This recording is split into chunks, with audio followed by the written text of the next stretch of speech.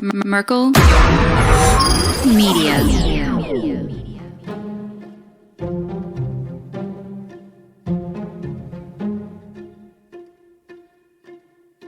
In the bustling heart of Miami, where the sun meets the sea, a new mystery unfolds.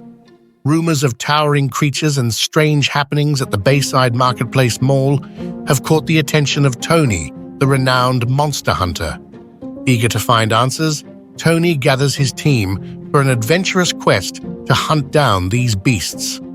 Joining him on this journey is Joel Thomas, with his keen survival skills and knowledge of weaponry.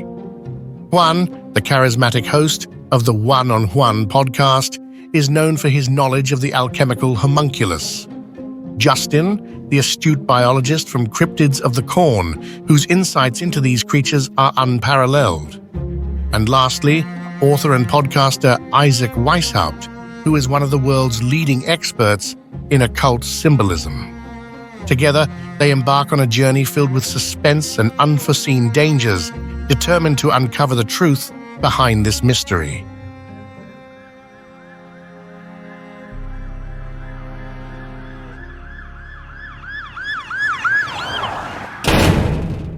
All right, guys, gather up. We've got a real situation in Miami.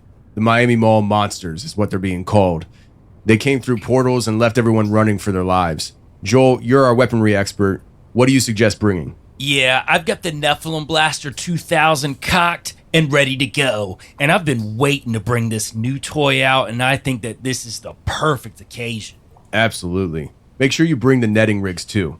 I want to make sure that these things come in alive if possible. Tony, I've got my sample kits prepared. If we manage to take one alive, I'll be able to collect, whatever monster stuff we get from one.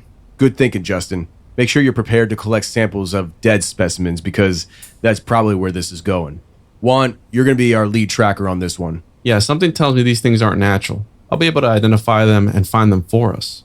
They're homunculus. Yeah, you're probably right. Isaac, do you have everything you need? I heard there was talk about these symbols where the portals open up, where these creatures came through. I'm going to bring my journals on symbolism. Maybe they'll tell us where these creatures actually came from. Yeah, that could be our key. Keep the journals close. All right, that's it. We're ready to... Hey, what's all this about? Are we having a garage sale or something? No. Jack, you're always out of the loop. Have you not heard about the Miami Mall Monsters? Wait, the Miami Mall what? All right, everyone sit down. Let's go over this one more time, especially for Jack. This was all circulating around the base that a giant had been killed, but no one was supposed to talk about it. I saw 3 long, bony fingers reach up underneath the door, curl up to grab it, and then disappear. When he came over to me, dude, he slithered over to me. And this giant comes out of the cave, and they're all frozen. And he starts running and firing at this giant. Well, the giant moves. He's got a spear in one hand, and he's running really fast and spears Dan and holds him up like this. Somebody yells, shoot him in the face, shoot him in the face. They basically decapitate him. Got closer. When he got about 15 yards away from me, I raised that 12 gauge and I blowed his head off. I feel something pulling at my leg. And I look over and there are 2 small gray entities pulling at me. And they're literally, I'm getting pulled off the bed. I reached my hand into this bush and I touched air. Couldn't breathe and I couldn't move because I know I'm seeing a monster. Juan, you got theories and thoughts, and I'm assuming everybody has some kind of thoughts on things.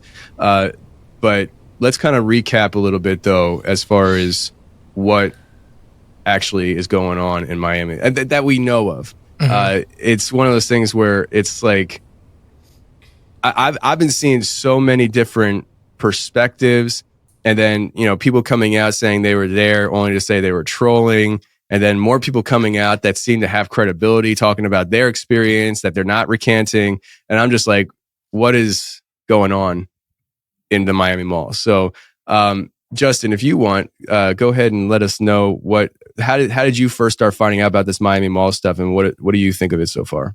So listeners started messaging us about sea monsters that had walked into a mall.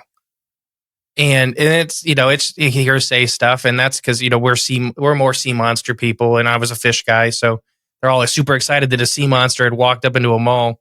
And I didn't think anything of it until I think it was Joel or somebody texted me. And that's how I started finding it. And first, when you searched on it, nothing came up. It was all 4 teenagers with fireworks and sticks. And then it was 50 teenagers with fireworks and sticks. And then it all started like coming out more and more days. That's how it got kind of pushed to me, is some listeners talked about sea monsters, which I couldn't find.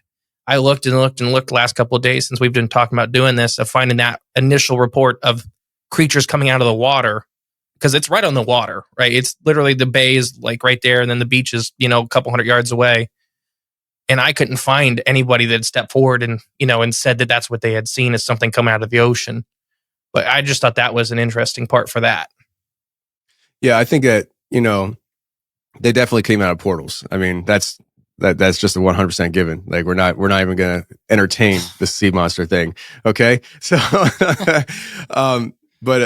yeah, go ahead, Isaac. I want this to be a free flowing conversation. Like, don't worry about. Yeah, I'm not trying. I don't want to cut you off, man. Your stream of consciousness. So, to talk about, I actually hadn't heard about the sea monsters side of the house, but to me, it was always interesting because there is a theory about how Antarctica, for a variety of reasons, is the place where they found, ancient aliens pushed ideas that there was buried UFOs 100,000 years ago.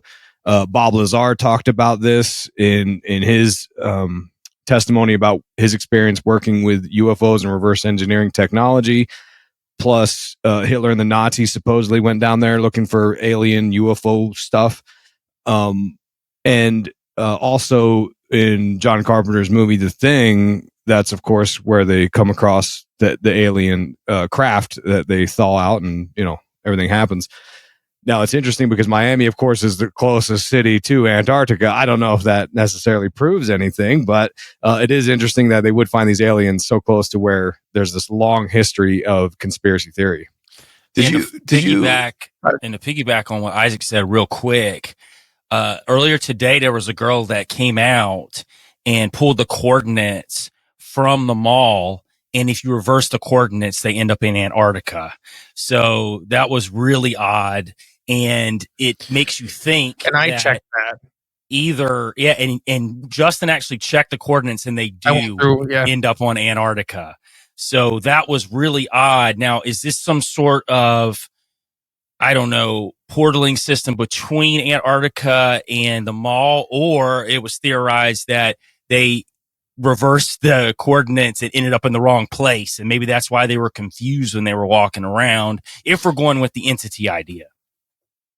I got the scoop on that. All right. So here's the lowdown. And I'm not here to toot my own horn, but if you look up occult origins of Florida, you Google that, I come up. All right. So here's the lowdown, guys. Everybody talks about the Babylon working ritual with Jack Parsons and L. Ron Hubbard, who were in Miami at one point when Hubbard had stolen Parsons' girlfriend and his boat. And allegedly when Hubbard took off, Parsons conjured up the spirit of Mars or some crazy demonic entity and brought them back in.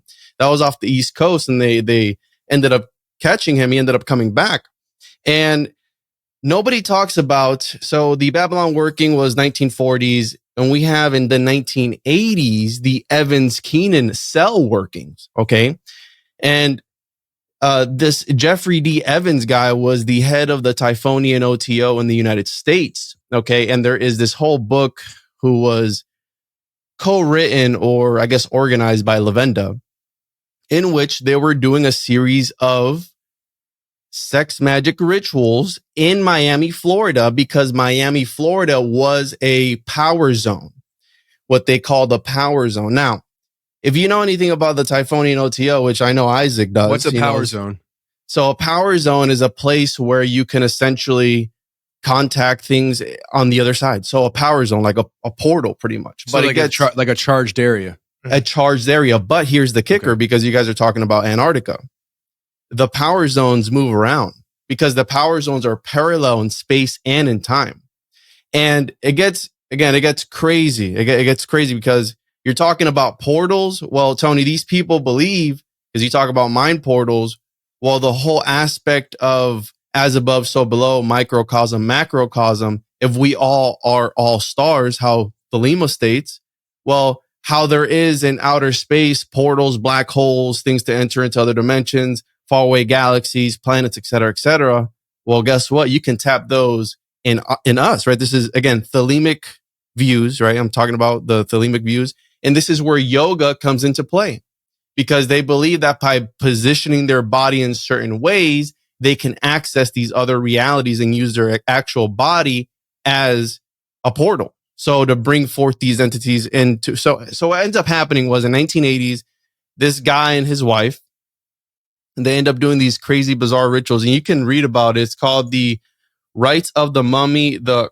Kurla Cell, and the Secret Key to Liber Al by Jeffrey D. Evans and Peter Lavenda. Now, again, it gets very, very weird. So just a heads up. But essentially, what this guy ends up doing is in 1984, I believe, April 2nd, 1984, he ends up, they were trying to induce an abduction. And it ended up happening. And this guy ends up becoming impregnated by these alien entities. The guy, because I left out that he was actually a cross-dresser and he's cross-dressing during this magical ritual. Again, it's a whole crazy thing. So he gets up impregnated, not by a baby, but by this crazy secret mathematical formula in order to decipher Liber Al, the Book of the Law, by Aleister Crowley. And it's all ties into pi. So the string of numbers, 1 point, whatever. And essentially how pi is this key in other realms to be able to decipher their reality. Again, it gets very, very crazy, but this all happened in Miami. Okay. This all happened in this power zone that the head of the Typhonian OTO at the time, they were doing these sex magic rituals. And again, there's a reason why SpaceX is here. We have NASA here. We have Disney World, the most magical place on earth. We have all these different things. And we have the history of Florida is directly tied to John D. Rockefeller. Okay. And our Federal Reserve System. I'm sure you guys have heard of the Tim Bent and Rob Skiba Federal Reserve interview that he's done, where at the Rockefeller Cottage in Jekyll Island was an old sacrificial site for the Timucua, which the Timucua in Florida have been tied to the Nephilim, these giants that were here. And there's evidence, again, this is all Narco-Longo territory where Florida was perhaps either the Garden of Eden or remnants of Atlantis. And that all ties into this Typhonian, Thelemic, magical, Atlantean magic, right? That right with Bimini and the remnants and all that stuff. And we have this at the center of it all, the Bermuda Triangle, which is one of these gateways. Okay. So we have the H.P. Lovecraft elements of it, the Lovecraftian Cthulhu mythos elements, which, by the way, Lovecraft lived near the Bridgewater Triangle, which you just finished covering not too long ago.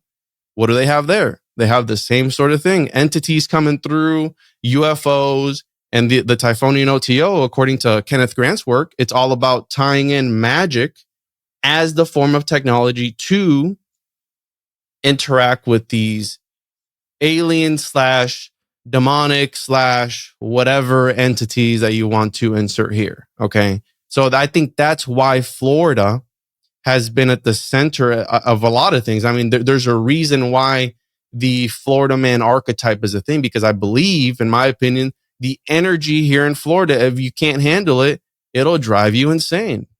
It'll have you chewing people's faces off. I mean, there's dudes chewing other dudes' faces off here in Florida. You know, that was the whole thing for a while. That really tripped me out when I just graduated high school. I was like, what in the world? Can you imagine some dude just gnawing your face off? That's the Florida man archetype. Anything that you hear about, you go, must have been Florida, because it's crazy here. And it's a spiritual, it's spiritual. And I don't think, in my opinion, because I was on Christmas Eve, and I'll leave it towards the end. On Christmas Eve, I was right down the road at the Patricia and Robert Frost Museum, which I could see from the top where I was. I could look over and see the Bayside Marketplace. There's a nice area in downtown Miami, Brickell. I could see the Bayside Marketplace, okay, which is right on the water. So I was there Christmas Eve. Now, I'll leave it towards the end of what I think might have happened. But I think these things were not physical entities, but more of metaphysical, demonic entities. And my whole thing is, I don't know about you guys, but lately, and I talked about this a little bit a while back on my show, I've been seeing shadows in my peripheral vision. And I was just in Georgia, and I had a crazy one where I thought there was somebody walking up on me. I turned around, there was nobody there. So this has been happening to me more and more. And I actually talked about that on my show, and I had a whole bunch of people hitting me up. Like, hey, I've been having that too happen to me. It's like, what's going on? Is CERN on overdrive? Have they turned up, to 110? Like, what's happening? And I think this could have been part of that whole situation. Yeah, I mean, these definitely don't. I don't think that what people were describing, I don't think it sounds very physical to me at all. I mean, I've even heard, I think it was last night I was on a space on Twitter, and the guy was talking about, his experience. And I think he said that the bodies were almost triangular, if I remember correctly. Joel, you were in there, right? Did he say that? Yeah, he did, but he also said that they were phasing in and out of consciousness. So when he turned around, he saw them in front of him, and he said he wasn't scared of them because they were actively trying to harm anybody, but he said he was fearful of it. I didn't know what it was, and so he just kind of took off and ran like everybody else. There was a whole other report of the one guy that saw the nerd kids that came in with like some sort of box and went and sat in the middle of the mall and turned some sort of box on that created some sort of energy field around it. And he even he's a graffiti artist, also a DJ, and he drew what came out. And it's very Shadow Man-like, because the foot came out, the arm came out, and then it wasn't even really a head. It was more of like some sort of projection of some sort of head that came out with it. And he said that there were people that were concealed carry, started shooting at it.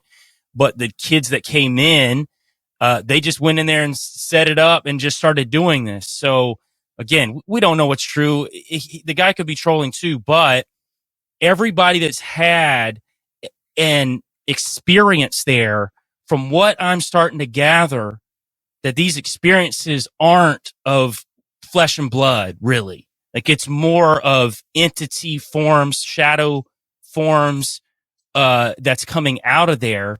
I haven't heard yet of a report of something that was just like a Nephilim or a Nephilim that was 8 feet tall, 9 feet tall, that looked humanoid, that was walking around, stomping around. These things seem to be phasing in and out of reality.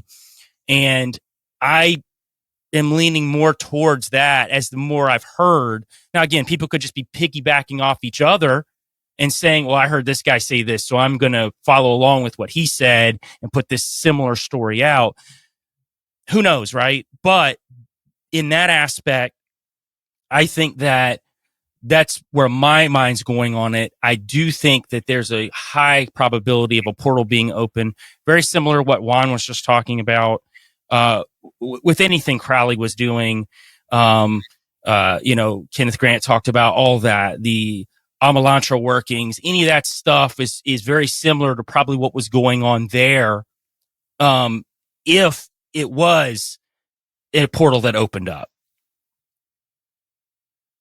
And I want to add too that according to Lavenda, because Justin brought up the sea creatures, sea monsters. Well, part of that is the Lovecraftian aspect of it, right? The Shadow over Innsmouth and all these crazy, where it's like these half fish, half humanoid creatures, right? Feeding on the townsfolk, whatever it is. They do sacrifices at the end of the year towards them, right? The deep ones, all these Lovecraftian aspects. Well, according to Peter Lavenda, Florida is the pull it up here. He refers to as not the fountain of youth, but the fountain of death. And according to Lavenda, Florida is actually the best place for the manifestation or summoning of these deep ones, of these great old ones, because, and I'm going to pull it up here. This is directly from that book. The old ones, in other words, had no use for their humanity. Other indications that Florida is a geographical and topographically ideal for the evocation of such entities, such as Cthulhu and Dagon, are the fact that they are geologically, where am I? Golly, geologically, the region is composed of primarily coral, which is the melded bones of dead colonies of the type of primal sea creatures that represent the old ones. Astrally, in the fact that its shores are lined with mangrove swamps, mangroves being the plant of the old, indicating of the old ones, a tree, a type of tree that is especially representative of the old ones. There is the Everglades, a vast sea of grass, serving as a filter system to the inland waters of North America, et cetera, et cetera. Then there are the bones of Florida, great quantities of ancient bones, some of them belonging to animals now extinct. And there have been numerous findings of bog people, completely intact skeletons of people because of the low acidity in the water here. They find entire bodies fully preserved with brain matter and everything, thousands of years old. So they have that. He goes on here, the coral caverns and tunnels that underlie the northern 2/3 of the state. The porous limestone has helped to create the phenomenon known as sinkholes. One of my fears is, and I did a whole video on this, we interviewed a cave diver here in Florida, and they go into these little holes, and rest in peace, because he actually died in a cave system like a couple months ago, the guy that we interviewed. And they'll squeeze into these little holes in these aquifers, and they come out and there's these massive cave systems. Well, the problem with that is the places that they were going to were underneath neighborhoods. So think about it. You're laying in bed here in Florida, and it could be 5-10 feet of limestone before you're at the top of 100-foot drop, because under there is a tunnel system and you're at the top of 100-foot drop. So whenever I'm sleeping here at night in Florida, that's what I'm thinking. I go, maybe underneath me is a whole cavern that people get sucked up by these sinkholes, never to be seen again. Okay, these sinkholes open up, and the people are gone. They don't find them. Sometimes they've heard stories of them like screaming for help. There's nothing you can do. Once the ground opens up, you're gone. So we have here and then in South Florida, there was the spread of ancient African cults and their Santeria, Paolo, different versions of Vodun or Voodoo. Now, I'm not here to piss anybody off, because I've gotten emails and stuff of people who are witches and practitioners of these things. Again, no disrespect to you, but I'm just reiterating the literature. Okay, so just a disclaimer there. And so we have this whole South Floridian magical community that was prevalent, especially in the earlier, 80s and all that stuff there. So, and during the 1970s, I posted about that story of Hysteria High, which was this private school that allegedly they were doing Ouija board seances, and this little girl got possessed and started screaming in a voice that wasn't hers, that she was the devil, that she was Satan. There was this other thing where this little boy jumped out of a window with superhuman strength, jumping around, demonically possessed. Again, these are all first-hand accounts. And come to find out, the Memorial Hospital on there, one of them, I had to ask my wife which one it was, because she's from Miami. And I was like, where's this hospital at? She's like, well, that's the one over by where we went to over here. And according to the Tribune, in the 1970s, they were treating up to 700 demonic possessions a month. That's crazy. Per month. So again, what's happening in Florida? Because we're having this Antarctica connection with, again, the Mountains of Madness, H.P. Lovecraft talking about this sort of stuff. And let's, for a second, right? We're on the Confessionals. What if these portals align themselves, how we said, in space and time, but not only that, but geographically in some sort of weird way, they warp themselves together and they open up these parallel portals, if you will, where it's open here in Florida, but it's also open in Antarctica, or it's also open in Egypt, or it's also open in Australia simultaneously. I mean, these are all things we can think about and hypothesize about, right? Go ahead. I was going to say that you mentioned the Mountains of Madness, and that's the H.P. Lovecraft story that The Thing is based upon that we were talking about earlier. And there's a couple interesting elements here. Kurt Russell, who starred in The Thing, he was the pilot who first called in the Phoenix Lights case in the late 90s, which is very odd, right? He said he called it in because he thought something was weird, but didn't think much of it. And then it wasn't until later he saw it on the news, people talking about the Phoenix Lights, that he said, "Oh, that was, I was the pilot that called in the first one," which that weird lapse of memory again ties into so many abduction stories. But to tie into some of these occult elements, I'd like to zoom out for some people. I know Juan, he goes hard in the paint on the occult stuff. So some people might not be familiar with why this is even coming up. You're talking about Peter Lavenda and this Typhonian OTO, and Typhon, of course, is the a creature depicted as from the abyss, right? The serpent, so it would make sense, the watery abyss connection there. But a lot of the ideas are that there's occult magicians, and you can try to direct lineage from Jack Parsons to Aleister Crowley, even throw Joseph Smith from the LDS creation story to John Dee, and all the way back to the Book of Enoch, which is where the idea of the Nephilim come from. It's the idea that in the Book of Enoch, which is I believe it's 3 different books, there's this story about how before the Great Flood, Noah's great grandfather Enoch, he wrote this stuff down, or the story was from him, that the Watchers were these fallen angels that were kicked out of heaven, came down to earth, procreated with the women, and taught and created these giant alien hybrid creatures called the Nephilim. And if you read the Book of Enoch, they talk about how the Watchers were teaching the forbidden arts to all these people on earth. They were teaching them ritual magic and all these things. And then that's sort of the short version of it. Then you fast forward to John Dee, who's this famous astrologer in the Middle Ages. I think it was about the 1500s. He was Queen Elizabeth I's advisor, and he was doing all these rituals to make contact with entities, which he thought were angels and demons and things like that. And he successfully made contact with various angels, and they told him, "Hey, write down this sort of codex, and this is how you can talk to us." And it was this grid of characters, and they called it the Enochian language. And it's supposed to be the language that God spoke to Adam with, going back to the Garden of Eden. So John Dee, he did all this stuff and made all these contacts, had this vision of the end times, which arguably could be one of the motivations for why so many people are trying to manifest aliens or create a sort of catalyst to make a change in the world. I mean, that's a whole another rabbit hole. You could go down to this idea that what they really want to do is rebuild the Temple of Solomon at any cost possible, because they think that they're going to force Jesus to return, and that's going to sort of usher in the final age. But anyways, John Dee writes down this Enochian language. Some time goes by, a couple hundred years. Joseph Smith uses this Enochian language to make contact with an angel called Moroni up in New York. And it's interesting because Damien Eccles, the guy who, from the West Memphis 3, he, I'm sure you guys know his story. He got sent to prison for killing these kids because he was into Aleister Crowley and black metal music and Metallica back in the 80s.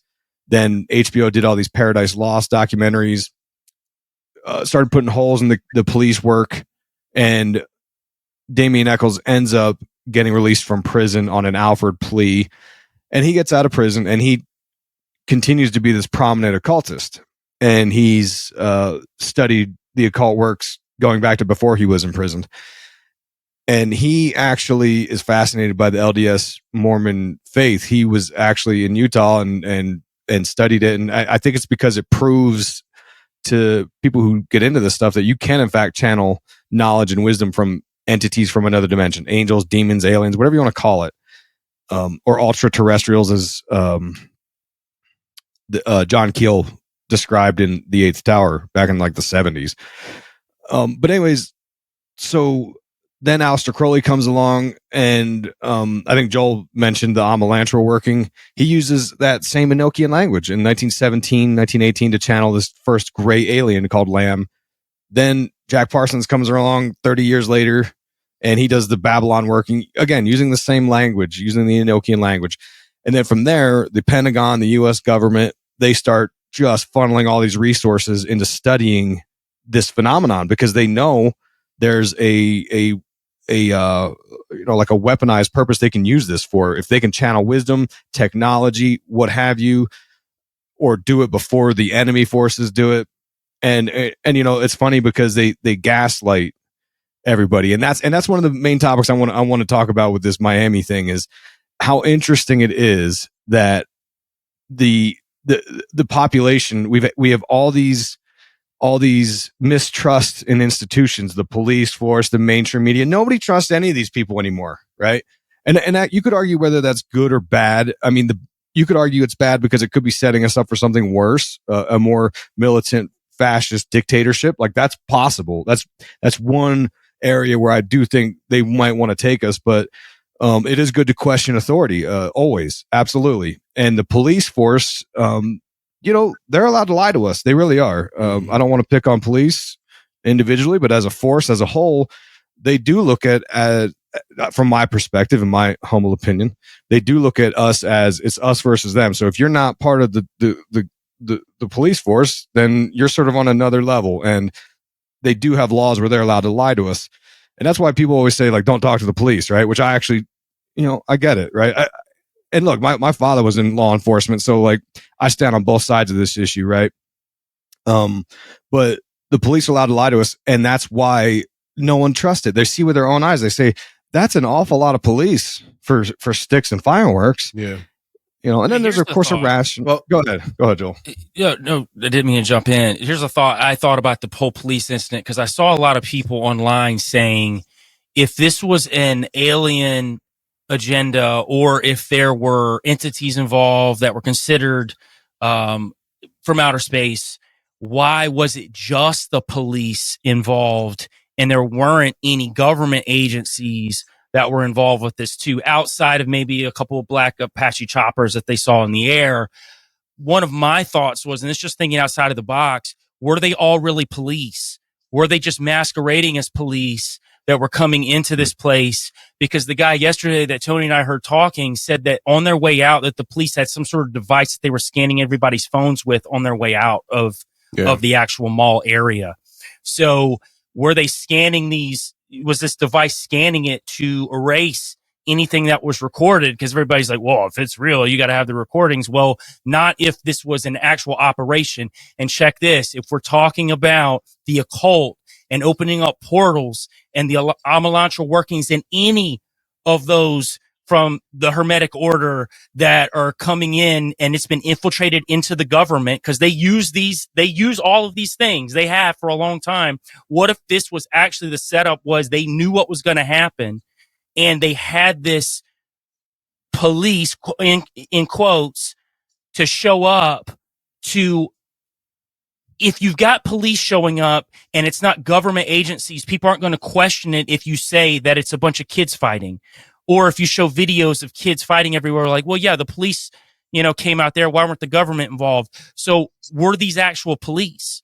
We don't know. It's just, I'm just throwing this theory out there. Yeah, it's interesting that you're saying that because it's almost along the lines of what if this was orchestrated? Were they orchestrating it? Going back to the coordinates, what if they brought these entities or whatever they were here and they escorted them? I mean, like nobody knows what happened to these entities if this is all real, right? So I think they even asked the guy last night on the space if he saw where the entities went. And he said no. And it doesn't seem like anybody has ever really seen where these things went. So what if these people, whoever they were, police or whatever, they actually come in to escort but they brought them in and then escorted them to wherever they want for their future purposes. RIPD. Oh my gosh. It was that whole movie. Isn't that the movie, the RIPD? The Netflix, yeah. So Isaac is bringing up, so you guys are all, what you talked about, Joel, triangular entities, Isaac, the Enochian. That's very important because I've even tied John D to Florida, right? The Harkness was a silent partner of John D. Rockefeller. They were involved in, right, with Henry Flagler, all the Henrys, the establishing of Florida. So that's a whole other podcast. But the triangular, the accounts that you get from people who mess around with Enochian magic is, this whole argument of angels. Was it angels or was it angles?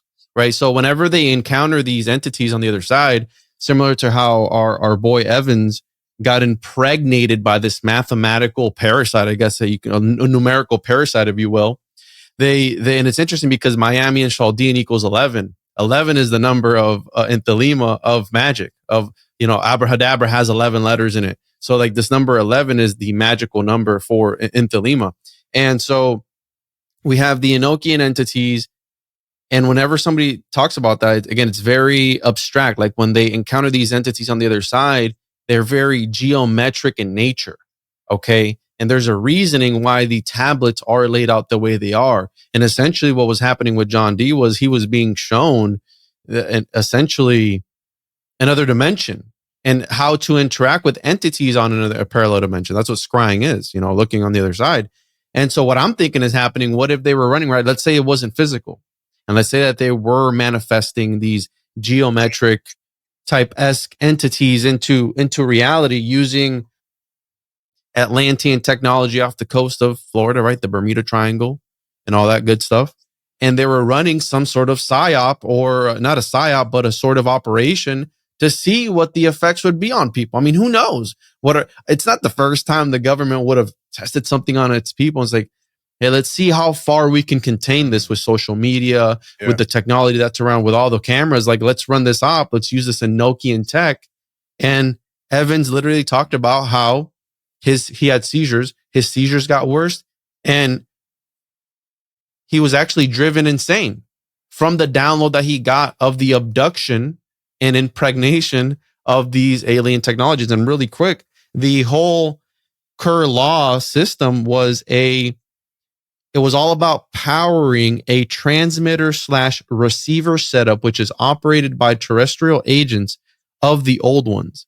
And it was about the manifesting of various things, the solar child or mother goddess. So again, bringing forth, like the Babylon working, wanting to bring forth this femunculus, because she was a woman. So a sort of homunculus-esque type of thing, right? And bringing forth, but it was going to emerge, right? The dragon/crocodile entity, right? This Sebek Ra type of creature against Egyptian was going to emerge from the mud swamp, which is the Florida Everglades. Okay, so we have this connection of manifestation of this entity and the solar child. Well, NASA, SpaceX, Disney World, all these corporations that are aligned along the 28th parallel, well, the 28th degree of Templarism is the sun degree. What is Florida? The sunshine state. What is there a lot of in Florida? There is crocodiles, alligators, reptilians. I mean, that's the whole thing. So I think somebody commented, I think it was David from Nephilim Death Squad. He was like, I hope the Nephilim start here, because he's in Florida. I hope they start here. And I was like, well, it's funny you say that, because there's a good chance they could start here because of XYZ. You know what I'm saying? And that's the thing. I mean, one second. When we talk about these entities, when I say entities, I do that loosely because I don't know how to define it. When we're talking about these things phasing in and out and not seeming physical, I still think that these things could be very physical, just not presenting themselves in a physical manner. And so when you were bringing up the idea of the Nephilim and stuff, that's something that I believe about the Nephilim for sure. I do believe that they transcend dimensions today. And I think that just because what you perceive is doesn't seem physical, doesn't mean it can't be physical. And so with what people were seeing, I mean, it really could have been something where they were perceiving or seeing something that later became more physical. I believe I'm pretty confident when I say that the longer these things are in this realm, the more physical they become. And so we've seen that actually just out of Florida, the that real famous Dogman video that I always refer to comes from the state of Florida, where the guy filmed it on Facebook Live. And so that was a very metaphysical thing that was caught on video. But then there's other people who have experiences with these things that are they're very, very, very physical. So my running thought is that the longer they're in this realm, the more physical they become. And so if these things just came into the realm in the mall, it would make sense that they would be not perceived as physical yet. What were you going to say, Isaac? So Juan opened a whole can of worms there. You start talking about angles.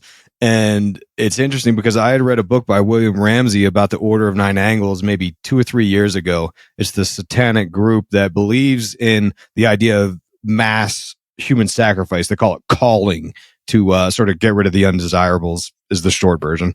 But the Order of Nine Angles, the reason it's called that is because of the symbol they use, which is a combination of a pentagram and a trapezoid. And this is inspired by a couple things, but the idea is that the pentagram uses sacred geometry, the golden ratio, which I believe the golden ratio is phi, which is half of pi, right? Let me look that up before I. That's what Evans was impregnated with too. It was all about pi, phi. Yeah, it was like all that. Yeah, because these are like mystical numbers, and the reason numbers are mystical goes all the way back to Pythagoras, who had the first secret society, 500 BC. So this is as old as time itself, and the Order of Nine Angles, they utilize this, and they base their rituals on Anton LaVey's rituals of the Church of Satan, and he based a lot of his ideas upon H.P. Lovecraft, which and H.P. Lovecraft, of course, had this quote unquote fictional Necronomicon, this book with a grimoire book of spells to make contact with entities, right? And a sort of side note that fits in along with this. The guy who basically built the Pentagon, I think it was General Leslie Groves. He designed the Pentagon, and the Pentagon, like we said, it has the sacred geometry with the golden ratio as its, I believe, like the vertices of its, the angles on it. But he also was the director of the Manhattan Project, which is what gave us the atomic bomb. And with the atomic bomb, you can start talking about how that supposedly opened up a portal back when they detonated it at the Trinity site back in 1946. And from there you can go as wild as you want, because Jack Parsons was doing the Babylon workings at this time. The first actual UFO crash that's pretty well documented is called the Trinity crash. At the same time, happened like within the same week as the Trinity test. On the 33rd. Because a lot. I'm sorry? On the 33rd parallel, that's right along where Zorro Ranch of Jeffrey Epstein, too.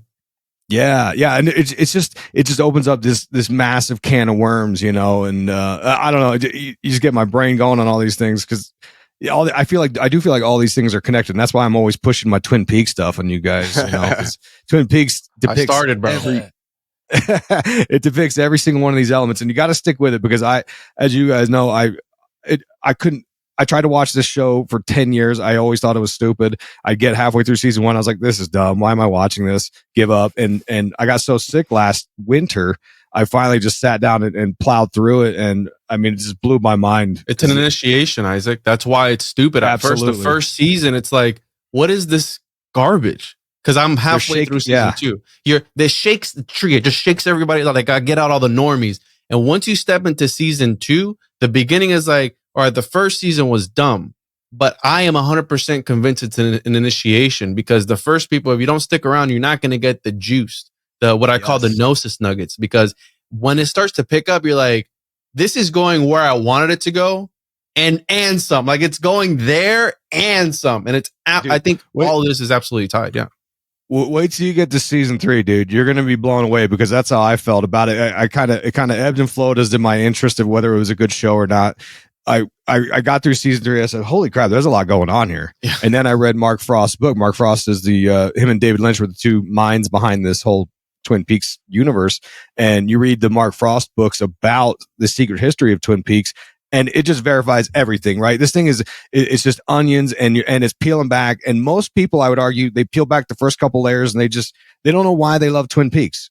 And people like us who research this stuff, it resonates on some weird level and I have a hard time describing it with words, but they were clearly tapping into some of these occult concepts. Yeah, it's funny. I'm proud of you, Isaac. I got a text message from Isaac a couple weeks ago, and he's like, "Dude, Mark Frost follows you on X," and I was like, "Who's Mark Frost?" I said, Tony, what are you doing? Yeah, you have to capitalize on that. No. Yeah, Mark Frost knows it all. And I've said this before, like, and I'm not the only one because I actually read this after I thought it. David Lynch, I think, is the expert on speaking to the subconscious, and that's when he films his stuff. He does very well at that. Mark Frost knew the occult concepts with which David Lynch could make contact with everyone's subconscious. And I think you've got this huge following in Twin Peaks because, and I would argue most people don't even understand why they love it so much.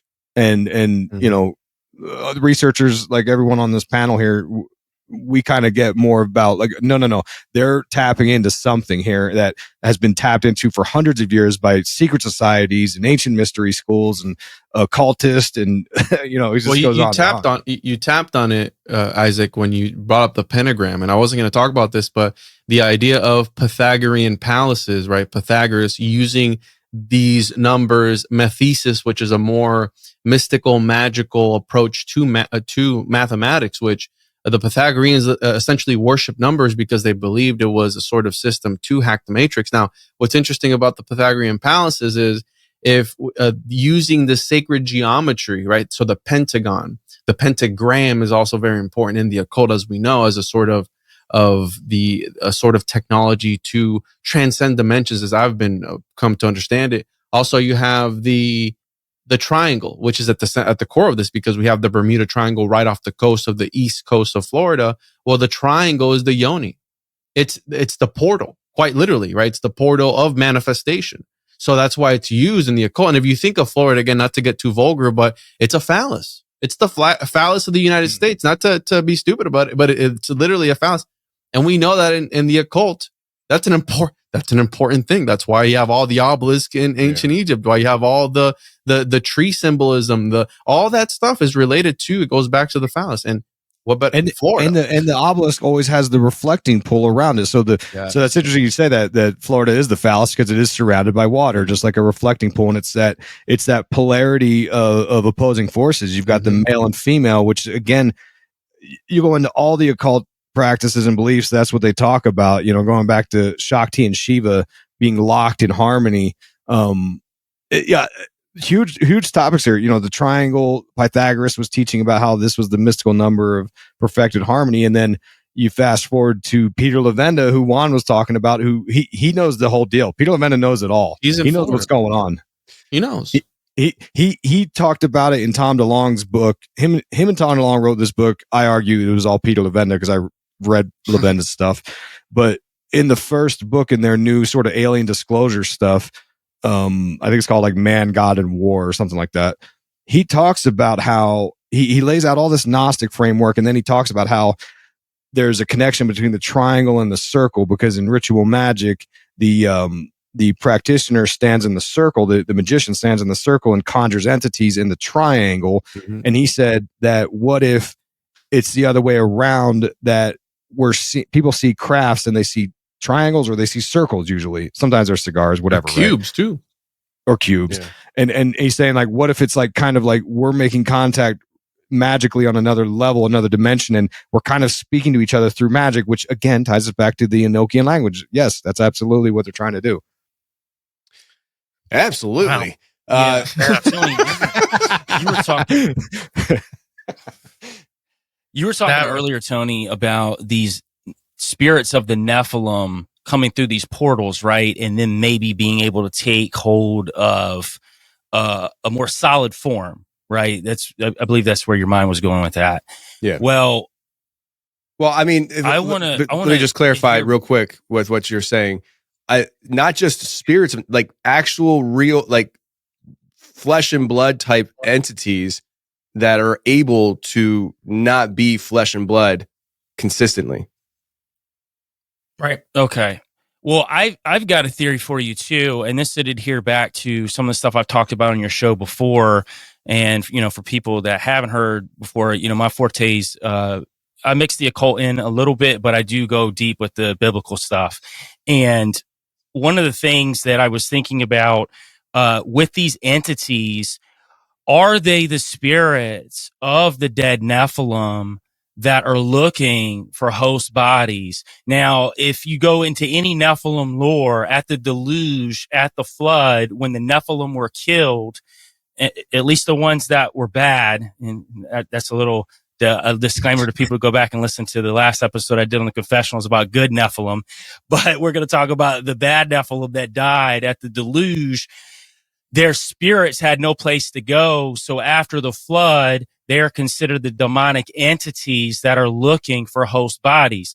You know, some people get it a little twisted when you're talking about fallen angels, or as Aleister Crowley would talk about, the secret chiefs, or any of these guys from the Hermetic Order would talk about, which I think they're one and the same. And just in my opinion, these fallen entities cannot take over a host body. They could avatar someone, but they cannot take over a body. These dead spirits of the Nephilim or Raphaim or Emim, Zuzims, any of these Anakim, or any of the names that you see in biblical terms of what these Nephilim are, when they die, they're looking for host bodies.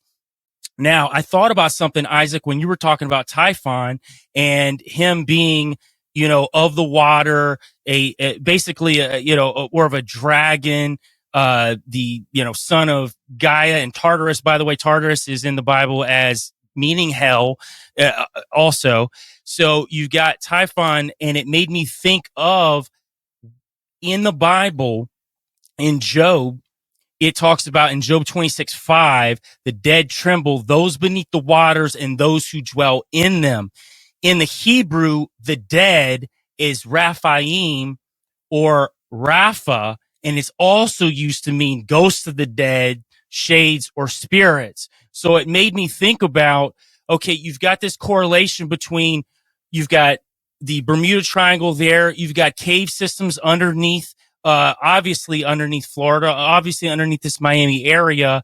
Are these spirits that came through this portal, are they the spirits of the Raphaim or this Rapha, these shades that are coming through to possess people or find host bodies? And one of my theories has always been that not all, but some of these gray entities are created as meat sacks for these old Nephilim of old to inhabit.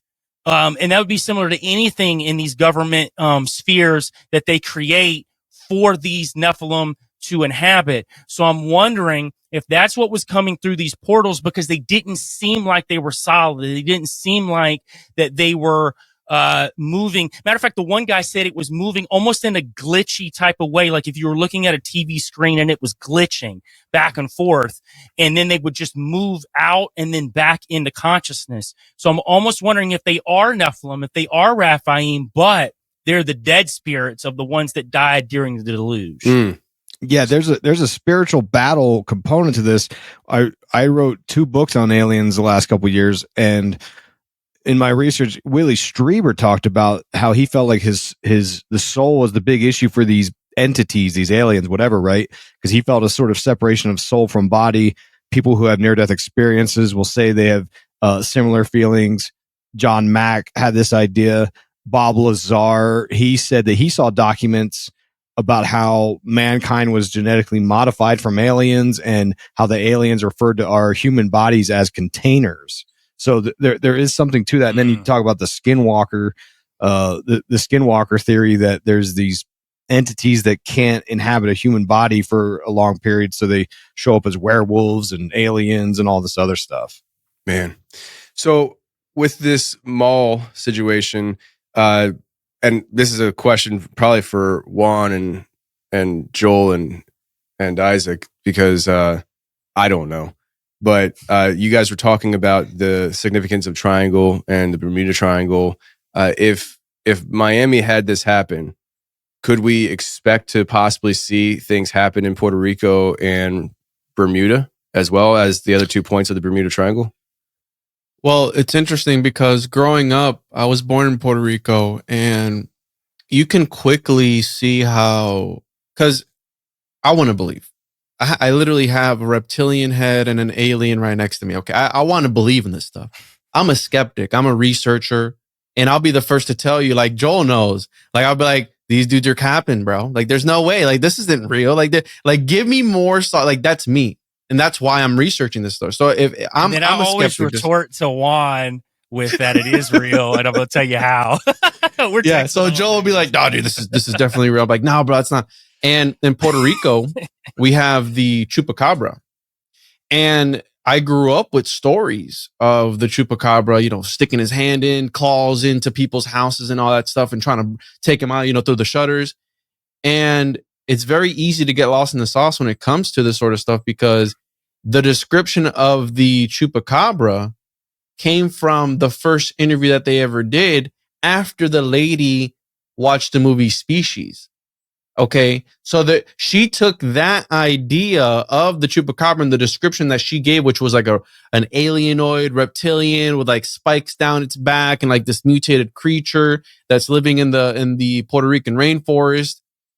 And then that's what everybody took, and it became a sort of collective egregore thought form and really spread out. So I'm when I'm listening to these stories about this happening here in Miami and all these different ideas that we're getting, it's like, is that the psyop? Is that what they're trying to do to try and bring forth this thing and use us as the manifestation and tapping into some sort of ancient occult power in the land, whatever. I don't know. But as far as Puerto Rico, I can't speak on Bermuda, but in Puerto Rico, there is a lot of UFO sightings and there is a lot of weird things that happen. And I think Justin just did an episode on the chupacabra not too long ago. Both on the Bermuda Triangle and the chupacabra. Mm-hmm. There's still the triangle over the last 10 years has been extra active. It seemed like it was in dormant period for a long, from probably the 70s on. Stuff's still going missing.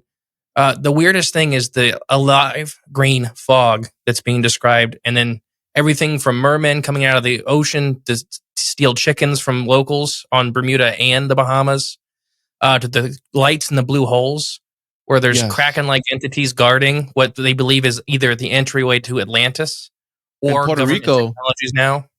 And in Puerto Rico, there's been, a few videos of exactly what you're talking in Puerto Rico of these lights underwater moving quickly around. So there's been at least 2 or 3 that I can think of in Puerto Rico. Oh yeah, same cave system. So it's all the same cave system from Florida, Puerto Rico to the Bahamas. It's all the same thing. So there's a cave system that goes from one point to the other?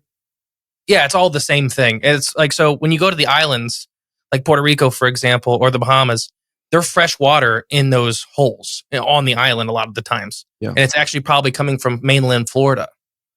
But there's the blue holes out in the ocean are humongous. There's even the nuclear submarine testing ground, which is in the middle of the Bermuda Triangle that we talked about in our show that nobody really talks about ever. And there's a lot of OSUs, or not, the submerged UFOs coming out of the water happen right there in basically this little grid square of saying no one's allowed to go here. And all these UFOs come shooting up out of the ocean there. But the triangle's definitely becoming more active. Tony, I can see your hesitation when it comes to the underwater aspect of it. And I think that's more important than outer space. I think, in my opinion, space might be fake. It might be a construct of, this system that we're in. And there's a reason why Ghislaine, however you want to say it, Maxwell and Epstein all had islands. A lot of wealthy elites have islands. And we have Terramar, which was the whole organization of Ghislaine, where she was teaching wealthy elites how to operate submarines. And I think that the answer to a lot of them, they're all submarine ready to go. James Cameron is as well. James Cameron, think about it. It took him how long to come out with Avatar 2, and then he learned how to pilot a submarine, and he's going underwater. Then all of a sudden he's like, "Yeah, well, I got it now. I've got Avatar 2 for you guys." Bruh, I think the answers are at the bottom of our oceans, and right off the coast of Puerto Rico is one of the deepest parts of the Atlantic Ocean. There's a drop, a very deep drop, and I'll say this. I mean, Crowley was a mountaineer. He climbed mountains to try and obtain magical powers. Or what if it was the inversion? What happens in the inversion? If you go down into the bottom of the Mariana Trench, what happens? Do you acquire certain? I don't know. I've never been there. Have you been there, Joel? Yeah, no. I mean, and I agree with you. I'm with you 100%. There was no hesitation on my part. I actually have I've talked about this sporadically over the years, but when I first started the podcast 7 years ago, there was a guy that reached out to me who showed me a UFO coming out of the ocean. And when I saw that, I mean, that was, 2017. So things were a lot different when it came to perception and what UFOs were and things like that back then. When I saw that, I was like, okay, so what's going on underneath these waters? And there definitely could be, we could go into a whole slew of things when it comes to going down under the water, what's down there. I hate to retread it, but even down to the idea of what kind of portal is down there that lets you get into other realms and maybe even travel to other locations within this realm. There's a lot of weird things. I have those pictures. I'll try to remember to post them again. I posted them throughout the years on Instagram, but real quick, the story about it was, I think he was in Canada and he had, there was a storm coming in off the bay. And so he was taking video of the storm. And when he took the video of the storm, he went back and he was trying to find a cool frame where the lightning was striking to take a screenshot for a picture. And at the point of a lightning strike, there is a flat disc shaped craft that is coming out of the water. And I have like 2 or 3 frames of it. And you literally see it shooting up out of the sky, all while a lightning bolt is striking. So that's how fast this thing moved, is that within a lightning bolt, it was gone. And so, it's pretty fascinating. That kind of woke me up right back then to the idea of what's going on underneath the waters. And, I think what you guys are talking about with all this submarine talk and stuff, I'm like, oh shoot, like we got. Well, Bill Cooper, he's my red pill daddy. Bill Cooper, he talked about that was one of his formative experiences to believe in a lot of conspiracies. Is he saw a USO flying out. His first one. Yeah, and I think it was after that he saw the documents, and he always questioned whether or not he was supposed to be, whether he was fed those documents and that information, or he was supposed to see it and leak it. He wasn't sure. So he saw one, and then L. Ron Hubbard, who was part of the Babylon working rituals with Jack Parsons, he had the Sea Org, and he had the 3 ships out there: the Diana, the Athena, and the Apollo, which ties into the ideas of goddesses. And Athena is depicted as an owl. That ties us into Twin Peaks and all this stuff. Well, we have the I like watching terrible movies. Meg 2, which that's the idea of going at the bottom of Mariana Trench. I just watched that the other day with my pushing through kid, man. And going into another section of what? That is real. Yeah. So there is a layer of sediment, kind of. It's actually like hyper condensed, like salt water. So it's actually like almost like a thick slurry of salt that sits on it because the thermal vents on the bottom of the ocean are heating it up, but it gets colder, then it hits warm. So it literally looks like dirt. If you watch, there's videos of eels that'll venture in. There'll be dead stuff floating in that layer. And you'll see eels that'll brave it and try to grab something out of there. If they spend just a couple seconds too long, they die of toxicity. So it's extremely poisonous to all forms of life. Whoa. There you go. So yeah, that would be a hard barrier between.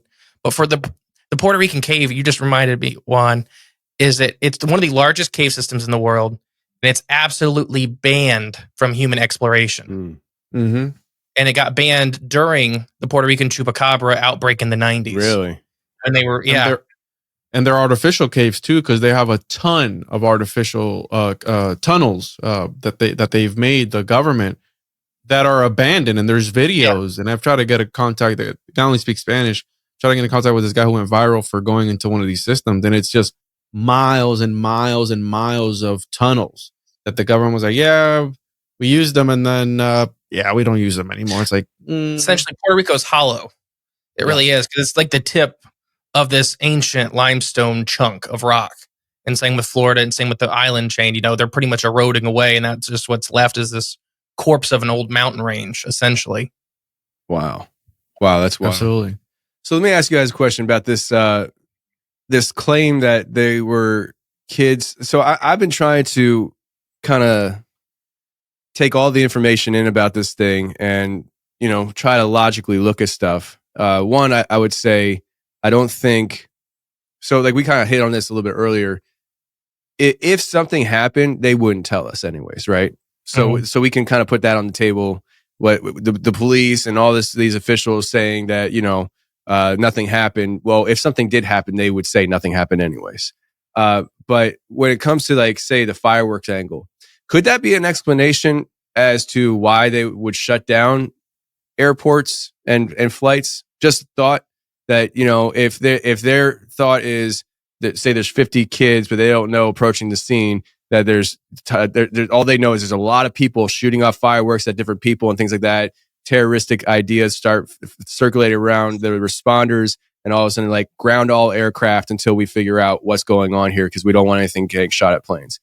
Just trying to be devil's advocate with that thought. Yeah, I thought of that too, Tony. You could punch enough holes in this thing that, to me, I'm kind of, I don't know, you take it or leave it. It's not definitive enough for me to just stand behind and be like, no, I'm going to die on this hill that those were aliens.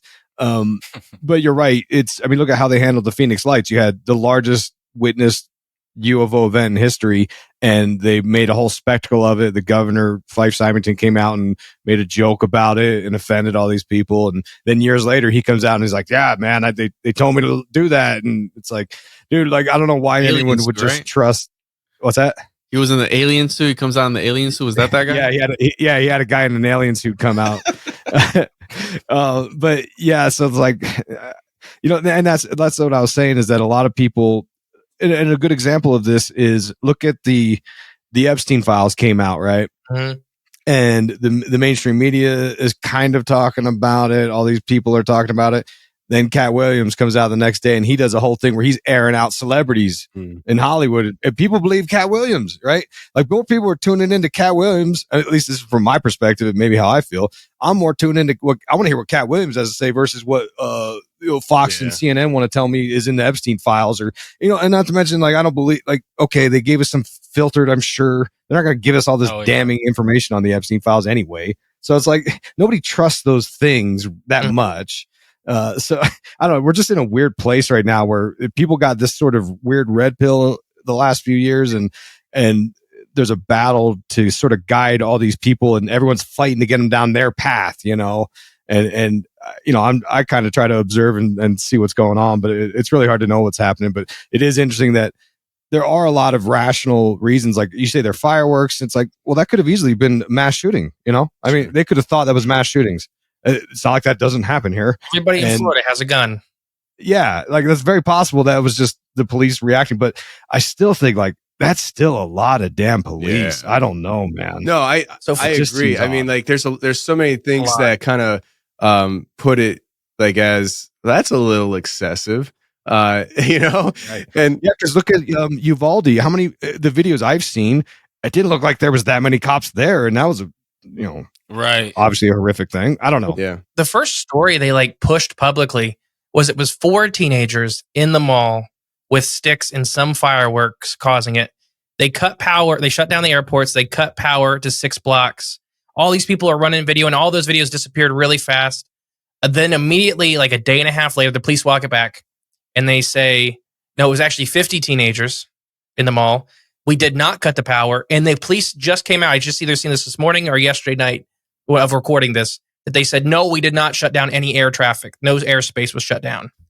So they went from saying they did do all this to they didn't do all of this within a 2-day period. And isn't there, like, actual proof that they did? There's some kind of, like, you can look that stuff up. Yeah, they definitely did. But they went back there, so they're trying to backpedal that enough. A lot of the videos of these teens fighting, where some of them are really old videos, like, there's groups of teenagers fighting. You can find videos of groups of teenagers fighting and push it. One of the teens that kind of got blamed for it said that he was, like, just in his car and a beer bottle got thrown, so he stepped out and he got arrested on the, saying that he was one of the ones lighting off fireworks. That was one of the kids they said they had arrested, because they said they arrested like 6 or 7 of the quote unquote perpetrators of this. So they already backtracked. There's, I think it was yesterday morning. So that would be, what is it today? So that'd be Saturday.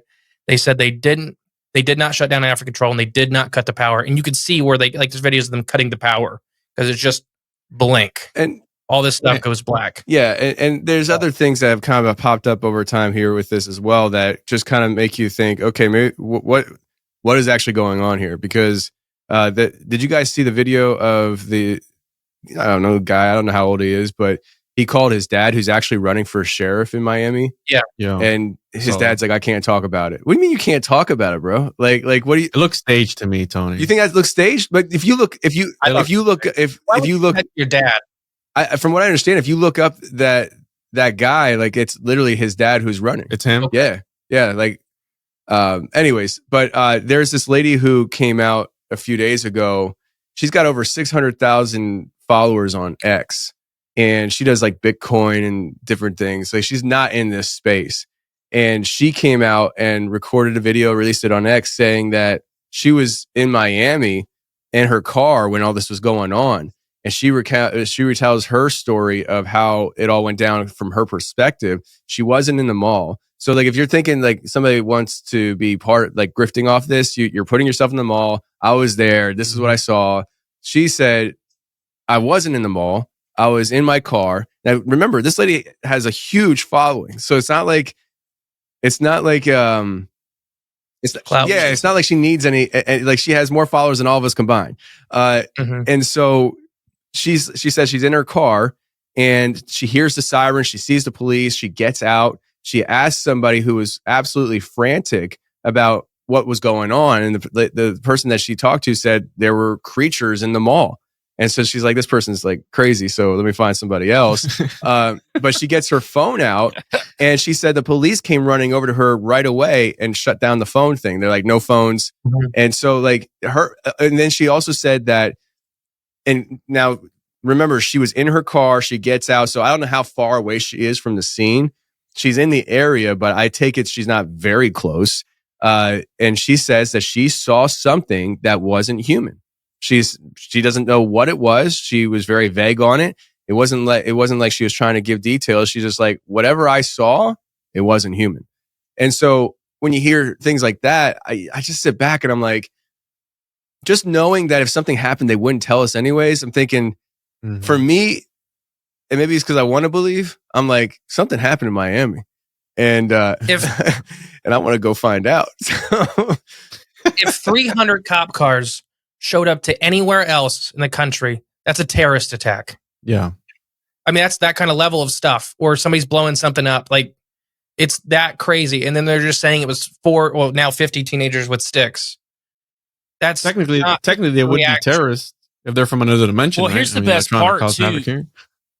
There's been a whole mix up of the days as well. So what they're saying is it happened on the 2nd, but footage of kids fighting actually happened on the 1st. And now the police reports went from the 2nd to now the 1st today. As a matter of fact, I looked at the one you sent over to me, Justin. They moved it to the 1st. Yes. So there was an incident that happened in a close by area, but not at the mall.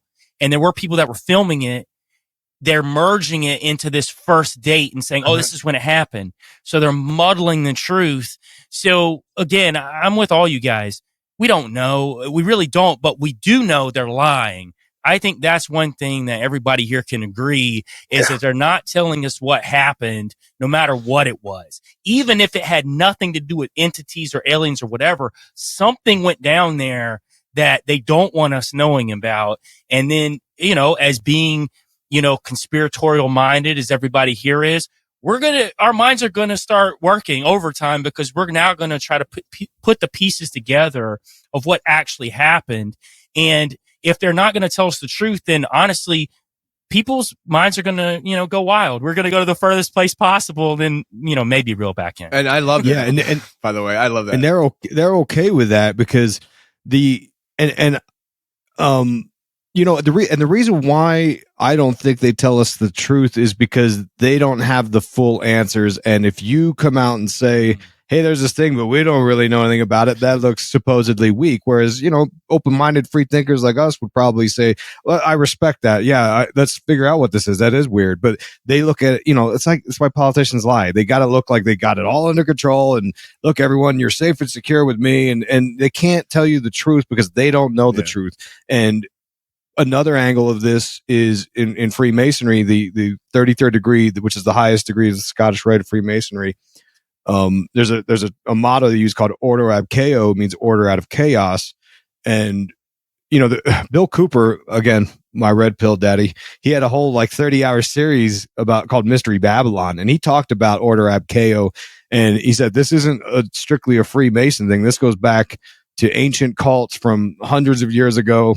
Mm-hmm. And they knew that if you wanted to seize power and to really control people, you have to instill enough fear and chaos that people are begging for order. They want the order. So you promote this idea of chaos. And this is what Ronald Reagan was talking about when back in 87, he was at the UN and he said, oh, I wish there was an alien threat. We could all band together.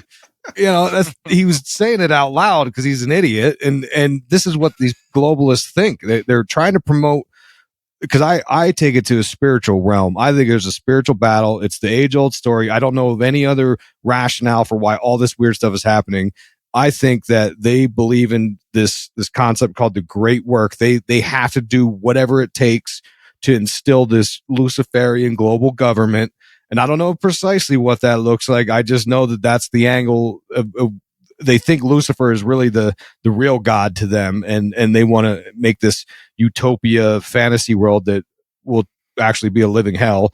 And this goes, and I'm not the first one to say this stuff. Go back to there's an Orthodox monk named Father Seraphim Rose. He was telling us this in the 60s. He wrote a book called Orthodoxy and the Religion of the Future. And if you read that, you'll be complete convert red pill, because you're like, dude, this guy knew what was going on. In the 60s, he talks about how science fiction is here to manipulate us in the entertainment world, because they're all pushing occult new age ideas because there's an end game for them. And it was followed like a script for the last 60 years. And it all makes sense when you understand the occult perspective of making contact with aliens and Jack Parsons and Crowley and all these wackadoodles. Because I say they're wackadoodles, but I do think that their practices are authentic, meaning that they do work. And I think that's why people like the Collins elite and the Pentagon, they've been studying this as well for all these years. And that's what kills me is the gaslighting when was just a couple of years ago, they said, okay, we've been researching UFOs. We called ATIP and, it wasn't really fruitful. It's like, dude, you guys are so bad at lying. Like, you've been doing this since Project Sign and Grudge and Blue Book. You guys have been doing all this stuff. Net and didn't get any of them. Yeah. And so what you're talking about, Isaac, to quote, so this is C.W. Ledbetter, which I know you know that from the Theosophical Society. He's making a comment on Crowley, because you just mentioned Crowley and how their systems work. We know this. Like, I do believe that the occult is a real thing, and I do believe that they're tapping into forces that are not understood, not misunderstood, but not understood because we don't know. And he's talking about, this is in 1894, and he's commenting on Crowley describing entities by Crowley as certain vast stars or aggregates of experience. So he's talking about the great old ones, the deep ones, the outer ones, right, outside of space and time. And Ledbetter in 1894 says, and this is from Beyond the Mob Zone by Grant. He goes, if we ever do come in contact with them, it will most probably be on the purely physical plane. For in any case, their connection with our astral plane is of the slightest, since the only possibility of their appearance there depends upon an extremely improbable accident and an act of ceremonial magic, which fortunately only a few of the most advanced sorcerers know how to perform.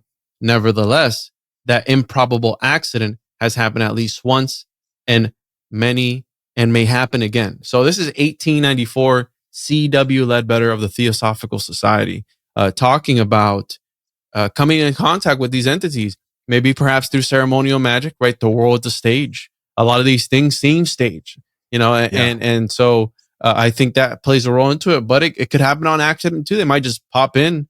Hey, how you doing? Oh, we're at a mall. Let me go buy some new Nikes or something like that, right? And then I think Ledbetter was part of the sex magic push. Sorry, what, Joel? Right to you. But sex magic is the idea that you can open these gateways to these deeper processes of below conscious thought. Mm-hmm. And I think Ledbetter and the Theosophical Society were pushing that. Sorry, Joel, go ahead. No worries at all. So it made me think you were just talking about projects, and I wanted to bring up today Project Bluebeam, because I know that this is a huge buzzword in the community. It has been for the past 4 years, and honestly, it's being used incorrectly, mostly by people online. Anytime they see something that they think is fake or whatever, they will respond with a comment with just 2 words, blue beam. And most of these people don't really understand in context of what blue beam actually is. Serge Monast and Omar Falali actually wrote the book. It wasn't even a book. It was more of a paper. They wrote several books together. Oddly enough, the two died 2 weeks apart in 1996, both with heart attacks, and neither of them had any heart conditions. So that was a real strange thing. So I do think that Serge Monast was onto some stuff for sure. When most people hear the words blue beam, they think holographic images that are projected to trick us into seeing something that's not there or an alien invasion. But actually, when Serge wrote it, though, he broke it down because it was a NASA program, and there were 5 different aspects to this program. And the first one was an engineered earthquakes and hoax discoveries. So apparently there's going to be, according to him, earthquakes, and these discoveries that they find all across the earth will show us that the religions of the past don't exist, and it will move our minds into a state of accepting something new. Something I've heard you say, Isaac, a lot in the past is the new religion's what? The no religion, right? So that's something that you've always said, and that really rang true to me when we're looking at this whole blue beam thing and where we're moving in this spiritual warfare that's going on, because the next step is the big space show in the sky. He doesn't talk about UFOs, though, really, except it being them trying out new things and maybe showcasing UFOs as them working on the equipment. But really, the entire operation is built on a second coming of Christ or some sort of God, whatever God that is in the vicinity that you're in culturally will be represented in that area. And everyone will coincide all at once and realize that this entity or these aliens or whatever are here to lead us into the future.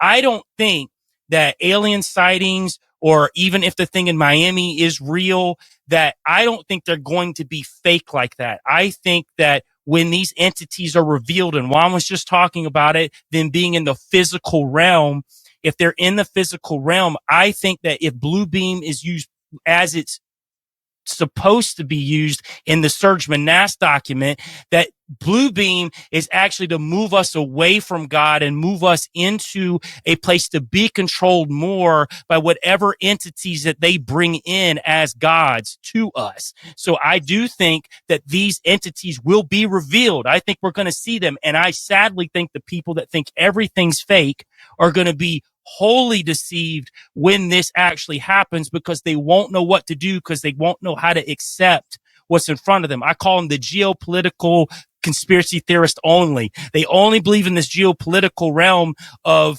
control, and they don't see how that the occult is highly connected to politics, highly connected to the entertainment industry. These people believe it. Listen, you don't have to believe it, but they act on what they believe.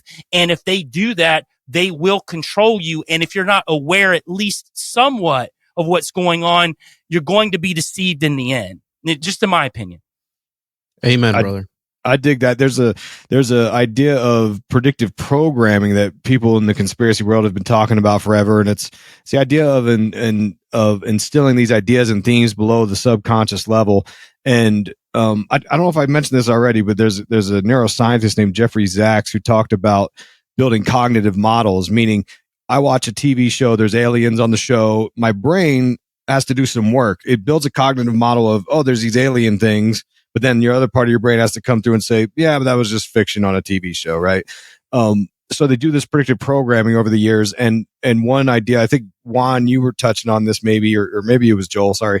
But someone was saying about how, in a way, events like this start making people conceptualize and sort of maybe even believe in aliens. And in a way, maybe the occult practices are that it can manifest the reality of aliens. And what's interesting is that Stanley Kubrick in 2001: A Space Odyssey, there was a fictional storyline. I think this is just in the novel, not the movie, written by Arthur C. Clarke, of course, who was big into all this stuff. But there was a fictional storyline of a thing called Project Barsoom that the Department of Defense was studying, fictional, quote unquote, but that they were convincing humans that they were contacted by aliens through the use of drugs, hallucinations, hypnosis, visual effects. And when you read the occult stuff like the Lords of the Left-Hand Path, they talk about all the different, ancient rituals of how you can make contact with the gods, with the divine, as they say. And there's a couple phrases I use, Joel. There's a line in a rap song that says, the new religion is no religion. And I say that. And then also Helena Blavatsky from Theosophy, she said the religion of the future is the religion of the past, which again, hundreds of years of occult practices. And it's all about manifesting and making contact, because that's what, Helena Blavatsky and Aleister Crowley, all these occultists had one goal they all had shared together, and that was to destroy Christianity. Jack, and you can say what you want. Look, I'm a Christian, but I'm the most lukewarm guy. I have a hard time with a lot of the beliefs. I'm not professing to be like, no, we all have to be Christian. Like, I'm just saying they all have one shared interest, and that's it. All right, Tony. Preach, that's my job. I'm not the guy to do it. I get comments and stuff. Wish you wouldn't talk about God so much. Well, I don't know what to tell you. So, it's funny when I started, because I've been sort of blogging and podcasting since 2011, and when I started out, I avoided the religion topic because I always said, like, look, man, I struggle enough. I'm not going to be here the guy to sit here and thump the Bible and say you should do this or believe this. And I still stand by that. I really don't care what people believe. I have a hard enough time myself trying to, be a good Christian. But the truth of the matter is, maybe I don't even know how many years into it I was, 6, 7, 8 years into it, when I finally just came around and said, you can't avoid it. It boils down to spirituality. When you try to rack your brain about why this is happening, what is happening, all the occultists, they flat out will tell you the truth. And it's just where it goes, and it has to go It's there. funny because like you said, you can't avoid it. And it from the occultic angle, the conspiracy angle, the paranormal angle, it all points in the same direction. And homunculus. Exactly. Homunculus. It's always the homunculus. But all paths lead to homunculus. I mean, it's literally, if you, at some point, you just got to cross that path. And if you don't, then you're just putting on those blinders just to, I don't know, to make yourself feel good that you don't have to adjust any way of lifestyle on your end. I don't know. At the time of this recording, I'm trying to think, okay, so this is so on my Thursday show, there's a little nugget along these lines inside that episode for the members. I get a little moody, but that's for the members. I just think that there's a lot of people that kind of avoid the spiritual aspect of this stuff when it comes to everything we're talking about. And I think it's mostly for their own comfortability. Because everybody's fine with talking about, magic and black magic and this, that, and the other. But as soon as you bring in the other side of it, it's like, oh, well, you speaking, Christians. So speaking of magic, though, somebody, I think it might have been Juan, was talking about the South Florida magical community. Was that? I'm assuming that was you, Juan. You said something? Yeah, and by that I was referring to the Santeria Paulo Afro, what they call Afro something or other, but essentially voodoo, right? So the dark magic, and I don't mean that in a disrespectful way. So along those lines, the reports of teenagers coming in the mall with a device, and then these things came out. Could that have been something that was connected to some kind of Floridian magic community? So I've heard of stories, and I don't know if you had this guy on before, but he runs this exploration YouTube channel. He was on Rogan, actually. I don't know, but I could have swore I've heard him on your show or not. Anyways, people often confuse my show with Rogan. It's just, it is what it is. Yeah. He found there's an old abandoned space.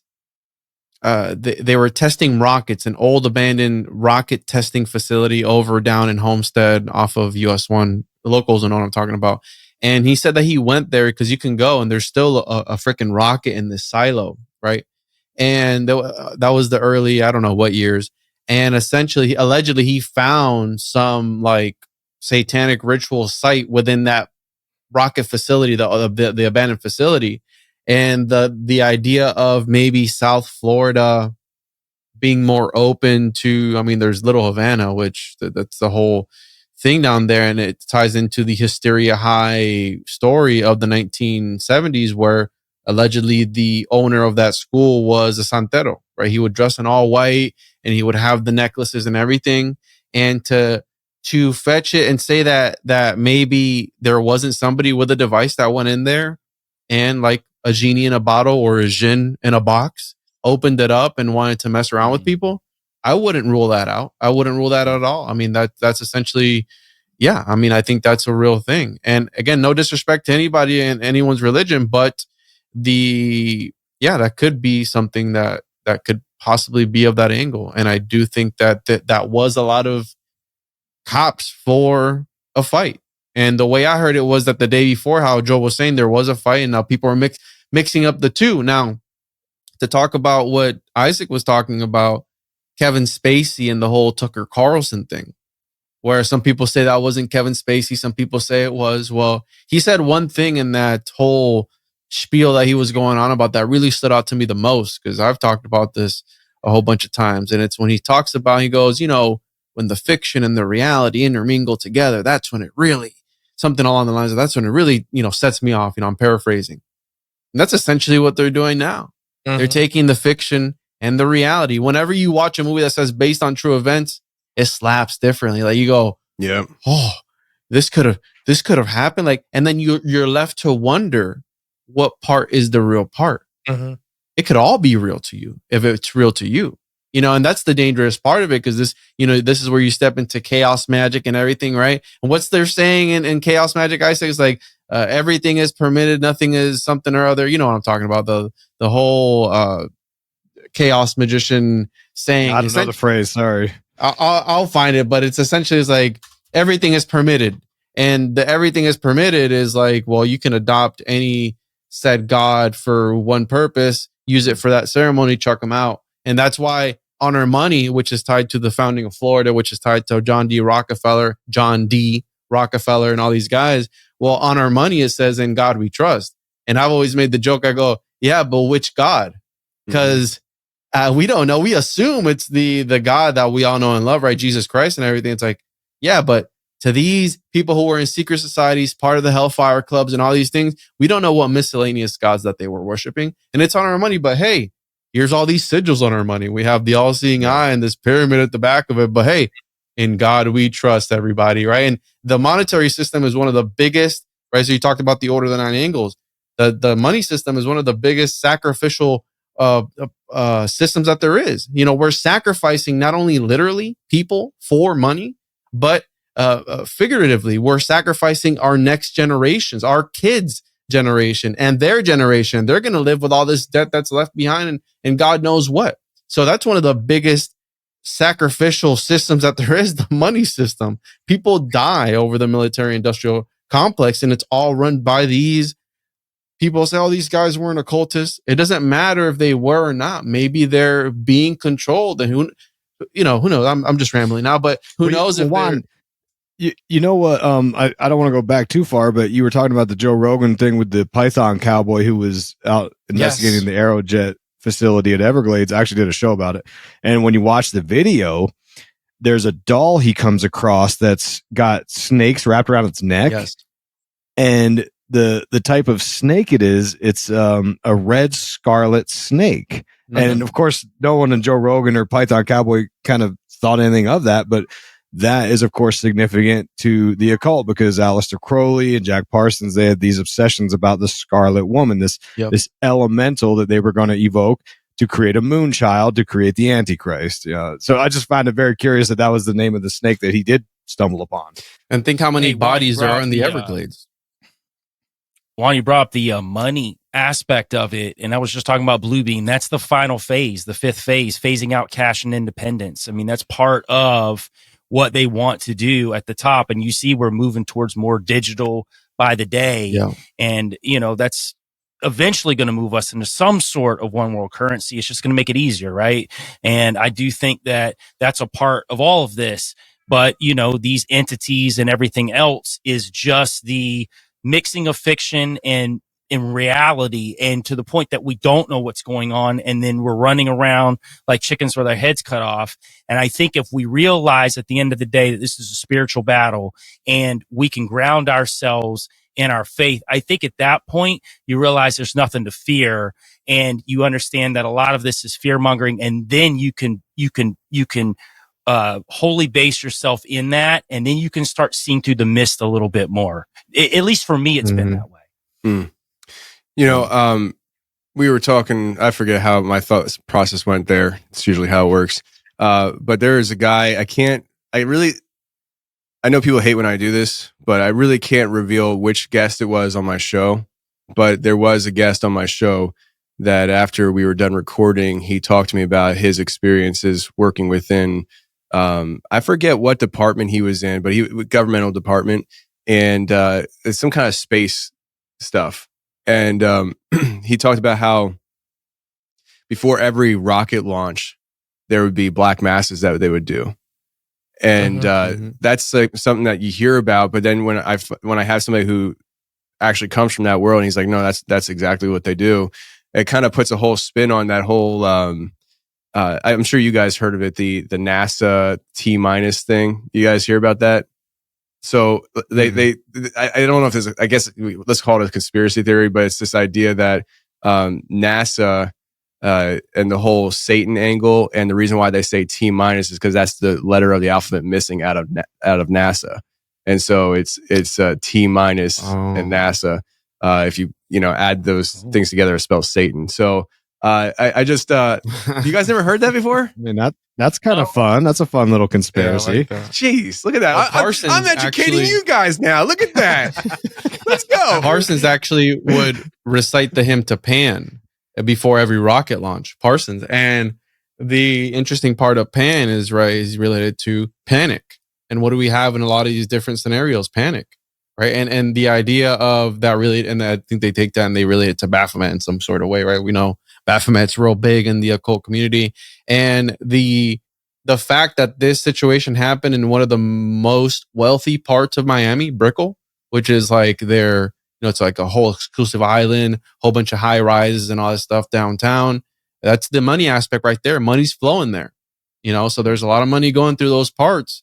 And how you're saying, maybe it was some, I hate when people do this in the occult community and then the conspiracy community is like, oh, it was all a ritual. It's like, yeah, well, what kind of ritual was it? It's like, oh, it's just a ritual. All right, but could have been, I don't know, it could have been a ritual. I mean, that you have the Miami Circle, I don't know if it's how far it is from there, but it's an old ancient site, right? With astrological alignments and all that stuff. So that could play a role into the Tequesta people of the ancient area.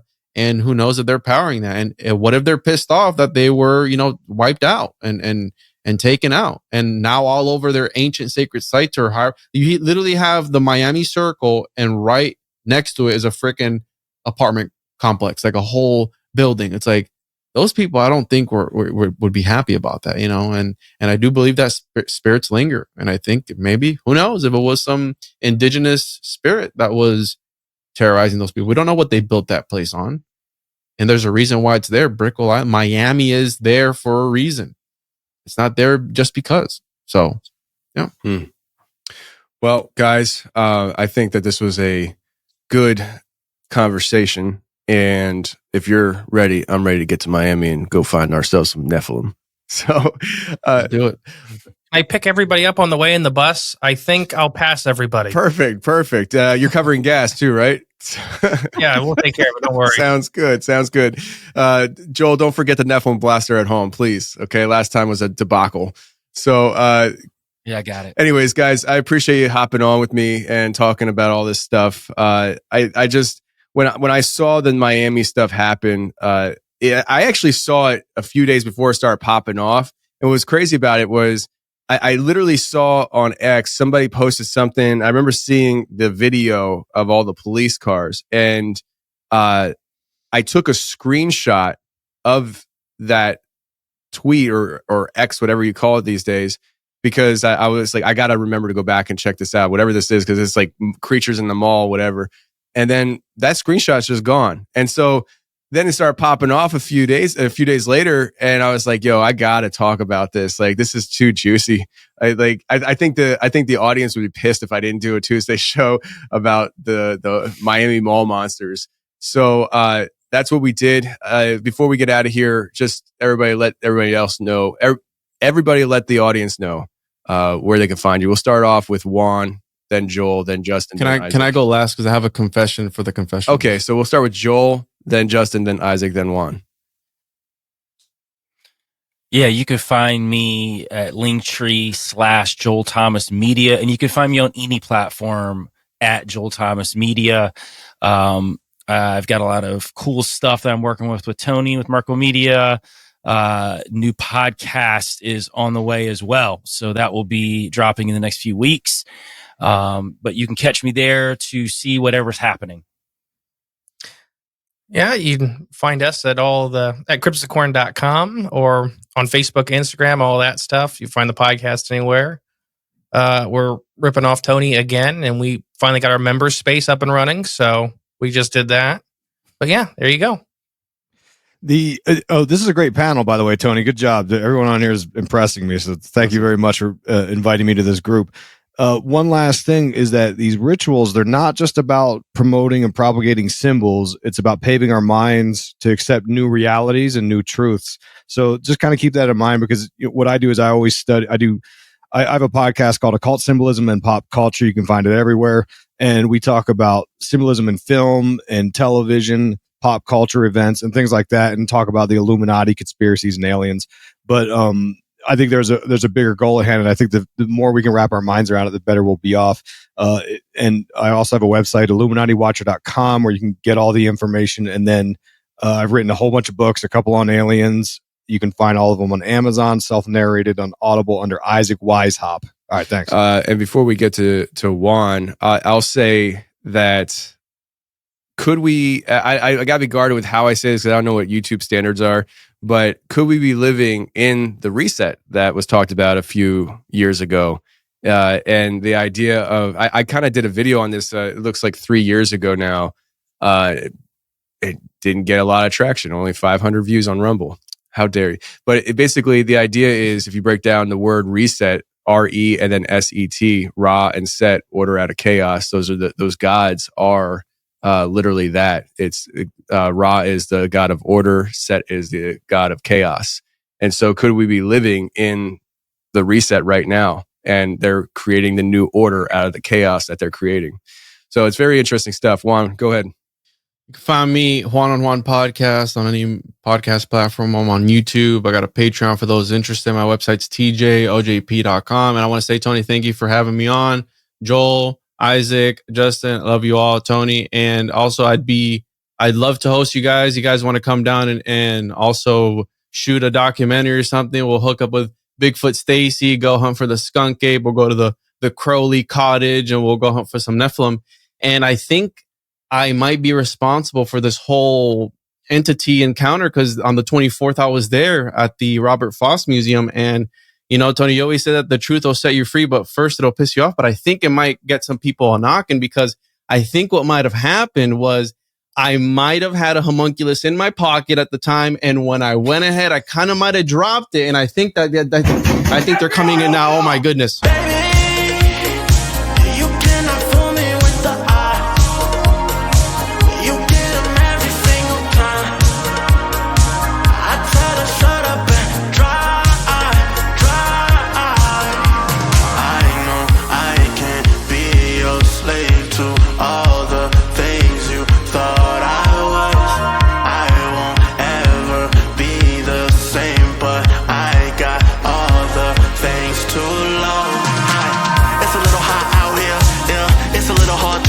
Away from enemies, from revenge, be near. To avenge my peers, I confess my sins right here. When a pelican swim and the great whites fly, aboard Noah's Ark and enjoy that ride. But the matrix don't care, we enjoy Cloud 9. 6'3" Nicola, no order particular. DeLorean dreams of the crack cell. But but we know the crack gon' sell. So if it's a variable, don't work well. I wasn't here when Reagan was a cartel. Push a bar, do I rap, do I sing, do I preach? I don't know. Do I lack anything via love? No, I don't. But we gotta be a warrior too, cause that's just what warriors do. Baby, you cannot fool me with the eye. You get them every single time. I tell them shut up and try.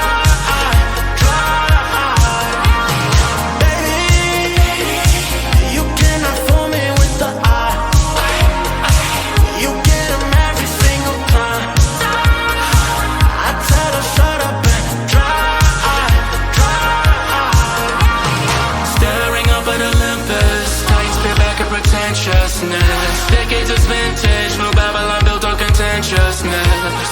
Clash on the road to Rome, we're gladiators who broken, but ain't no breaking us all. Yeah, they just wanna take the air, ain't caught download the air. Step forth the chopper, I'm a rebel like here. Double helix intervenings with Jesus, I'm a chimera. Looking at these golden years flying by fair false. They cutting it off for the food too. Analytics they used to recruit you. War's a painting that sets on your Sun Tzu.